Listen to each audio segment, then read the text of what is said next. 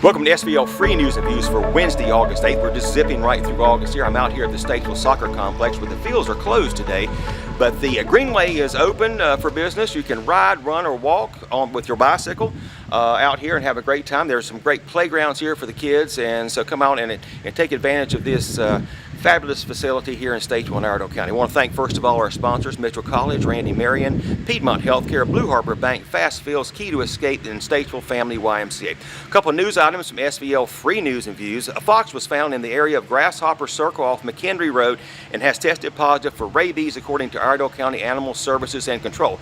Please avoid all contact with wild or stray animals. All dogs, cats, and ferrets are required by state law to be vaccinated at the age of 3 months.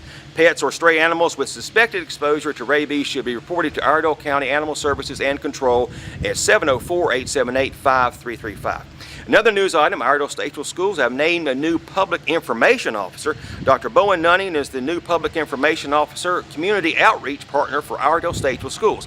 The Iredell Statesville School Board of Education on Monday evening suspended the rules and unanimously voted to hire Nutting, who will start this week. Nutting is transferring from Mount Morin IB School, where she has served as principal since 2001. Dr. Nunning said, Iredell Statesville Schools has an amazing story to tell. I'm excited to share information about our choice programs and continuing advocating for schools. So get out there and read all about these and other stories on svlfreenews.com. Now I'm getting ready to take a short trip over to the Fitness and Activity Center. We're going to talk with Richard Griggs, a man of many hats, and talk about some announcement he has to make. So let's take a listen. Everybody, as I told you, I'm over here at the Fitness and Activity Center at the trailhead to the Greenway, is that right? Fourth Creek Greenway. Fourth Creek Greenway. A man who wears many, many hats. We've got several announcements to make here. So, Richard Griggs, good to see you. Good to see you. Thanks for having us on. Program Director for the Recreation and Parks Department here in the city of Statesville, and one of the main programs that you manage is Special Olympics. Correct, yeah. Our department, I serve as local coordinator for Special Olympics of Iredell County, and the Recreation and Parks Department spearheads that program here in Iredell County. And it's one of our favorite endeavors that we do multiple events throughout the year, providing athletic training and competition opportunities for individuals with intellectual disabilities.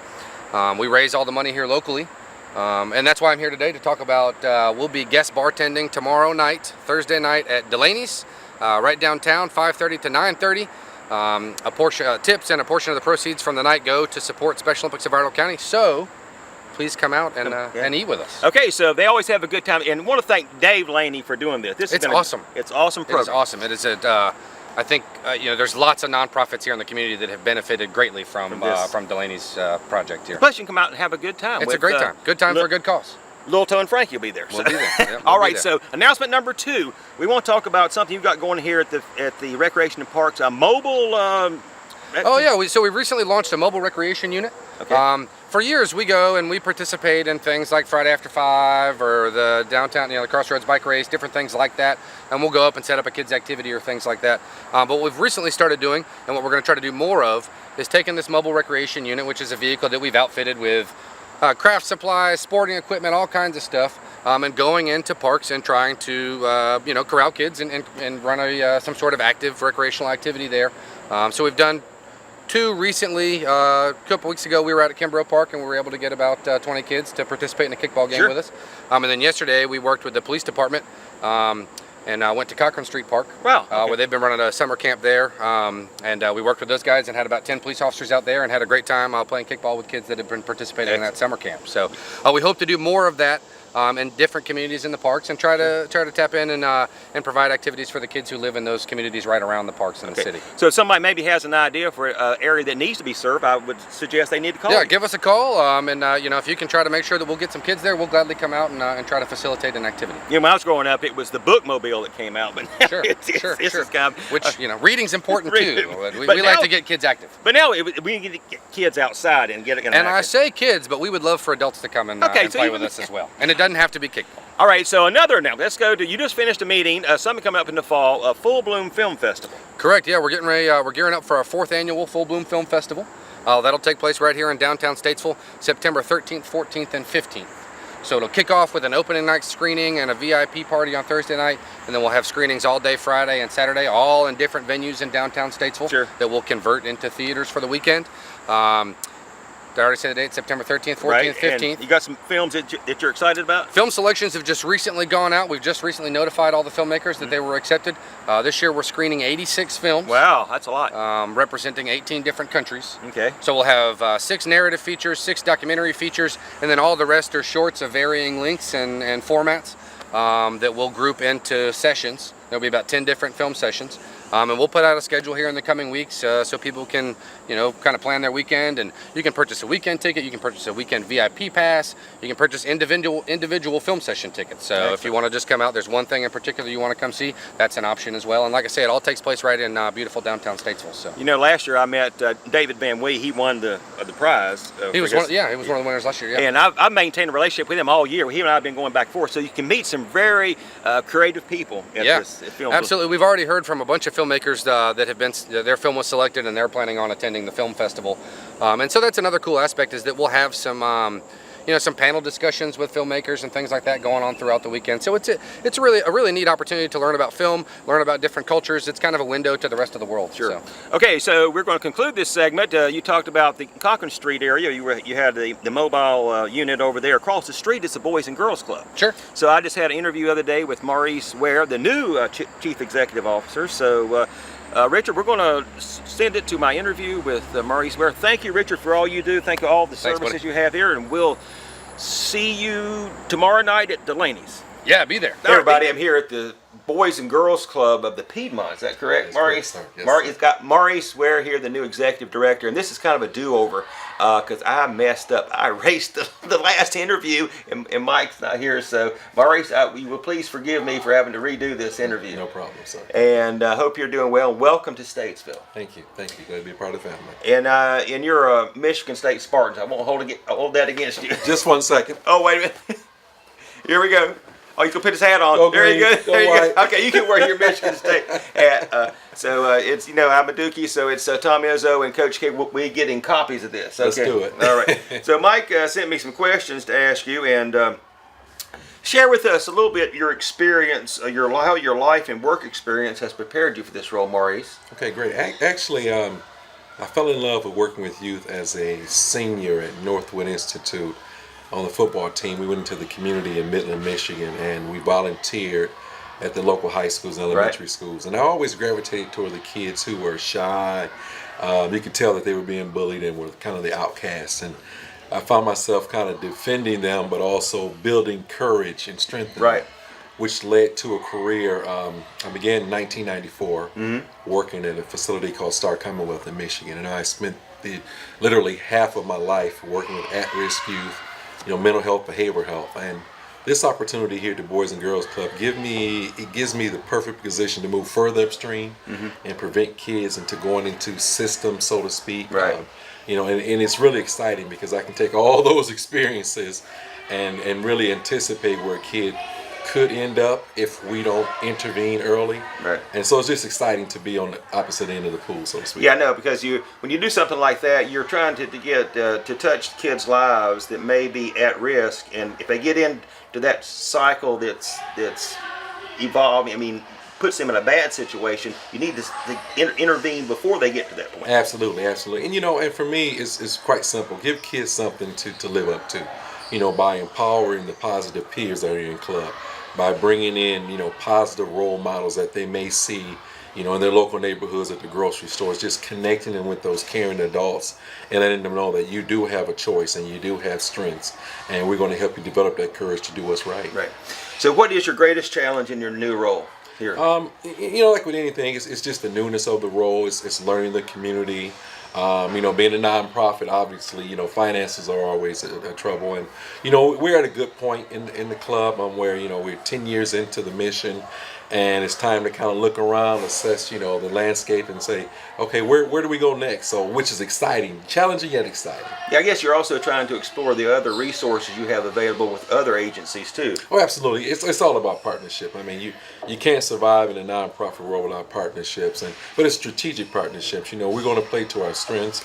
We're going to do what we do well in terms of mentorship, in terms of after-school programming, in terms of early intervention, but also we're going to look to expand. And for me, 10 years out, I would love to be the hub for all things good for kids in Iredell County. You know, our name is Boys and Girls Club of the Piedmont, not just Statesville. So you want to kind of be the anchor, if you. Absolutely, absolutely. You know, I think that was one of the things we wanted to touch on that we missed last time about how you wanted to kind of be the hub. So we got it on this one. Now, you started in early June, just in time at the end of the school year to get involved with the summer programming here. So tell us about your first 2 months. Oh, it's been a blur. I mean, every day it's something new, but it's good something new. You know, I'm meeting the kids all the way from my kindergarten kids up to my teens, you know, and learning their stories and, you know, and more importantly, learning the staff and watching them make the miracles happen. So it's been very educational. It's been a blur, and I look forward to August 10th when we get a chance to exhale a little bit, the last day.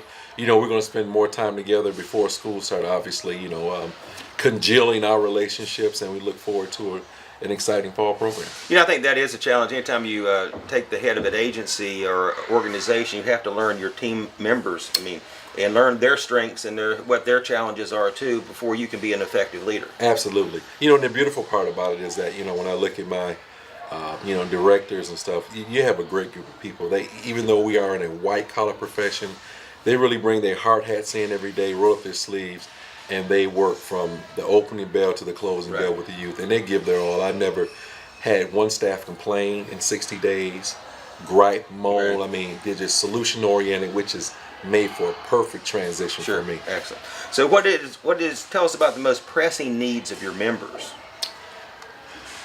You know,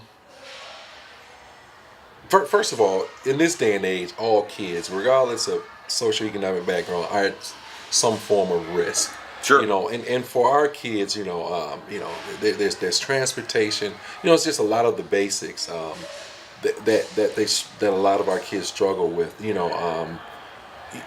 know, I look at, for me, I really surveyed the last 60 days the strengths that I have, and I see the resiliency, and I see the love and support, which lets me know that they truly view this as home away from home. Right. You know, so the challenges, there's always going to be challenges. Right. You know? But our kids are very resilient, and what we're going to aim to do is build on that resiliency and help them help one another. Sure.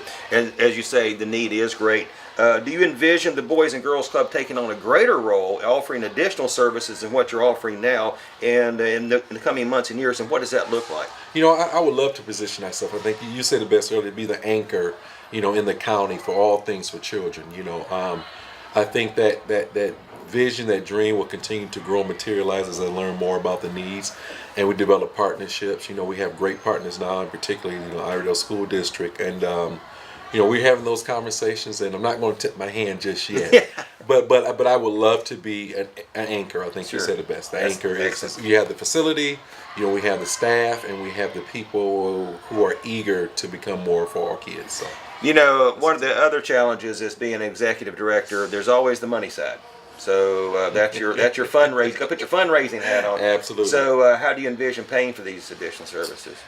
You said it. You know, we're having those meetings right now. In fact, we had a board meeting yesterday, and we're beginning to really hone in on our strategic plan in terms of fundraising. And you know, it's like any other game. You know, fundraising, you have to be in the streets. You have to sell your mission.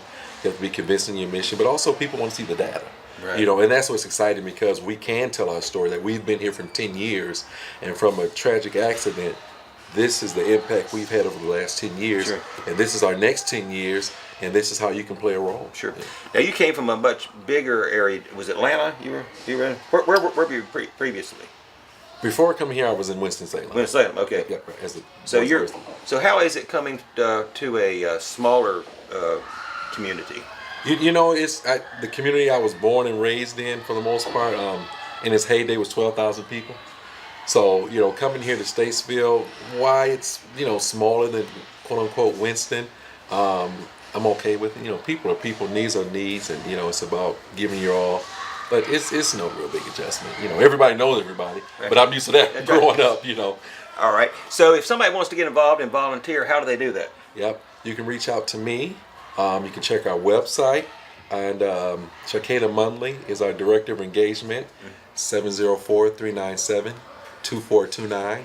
Maurice Ware, Shakayla Mundley. Okay, there you go. So, Maurice, welcome to Statesville and Iredell County. We're so pleased to have you here, and we look forward to partnering with you more. Appreciate it. Thank you, sir. Okay, so there you have it. A wonderful interview with Marcus Ware, the new Chief Executive Officer with the Boys and Girls Club. So you can see from Richard Griggs some of the programming he has for some young folks here in Statesville and Iredell County and the Boys and Girls Club. There's plenty of opportunities for kids to get these fabulous programs and take advantage of these right here. Okay, so coming up on Friday, I'll have another program for teens. Well, actually, it's completing. Sheriff Darren Campbell has completed another round of his Teen Academy, and I'll be talking with Sheriff Campbell and some of the participants in that. So, as always, go to SVLFreeNewsAndViews.com to sign up for your email edition, which comes out every morning at 5 a.m. Thank you very much for all the support. Thank our sponsors, and we will see you on Friday.